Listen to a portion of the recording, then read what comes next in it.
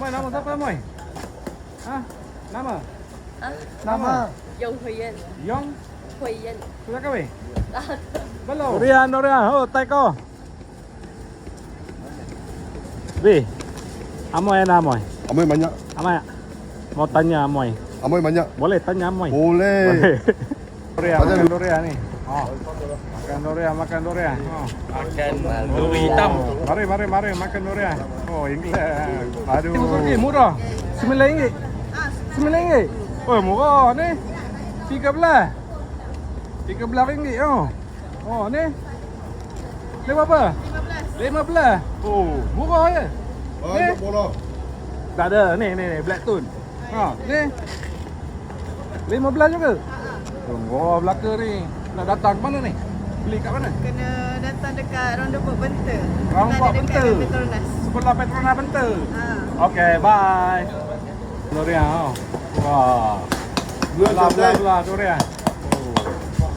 Durian mana ni? Durian mana? Boleh betul. Benter. Ha, nak makan durian datang lah. Wah, ini apa ni? Ini Blackton. Black Tong. Wah, padu. Oh. Makan mana? Musang King. Black Tong. Tu Black Tong. Oh. Ini Musang King. Dah. Ini apa, Mai? Blackton. Black Tong. Mai. Mai, senyum sikit.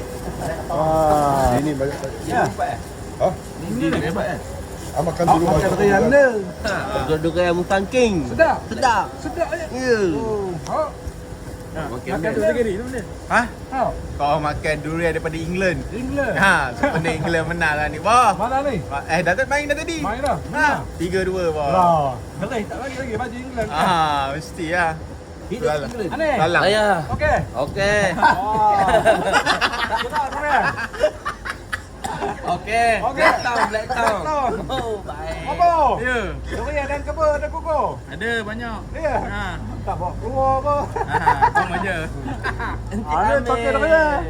England. England. Power. Salah. Hari ni belanja sebagai England menang. England menang. Mantap. Baru kuku ke? Baru kuku? Ya. Baru kuku ah. Oh. Baru kuku. Ni. 30 ekar je. Oi, banyak. 30 ekar 3 biji saja. 30 ekar bawa 3 biji. Baru 5 ekar. Ya. Kuku dia basah. Oh. Sudah lama tanam? 3 kilo pun. Ha? Tak lah. Ya. Oh. Saya adik kakak dia. Oh, kakak dia. Okey, ni. Bagi jawapan. Amoy kasih baju sama saya. Wah, terima kasih. Mana nombor telefon ni? Nombor telefon, nak telefon. Ha, ni. Lagi, pusing lagi.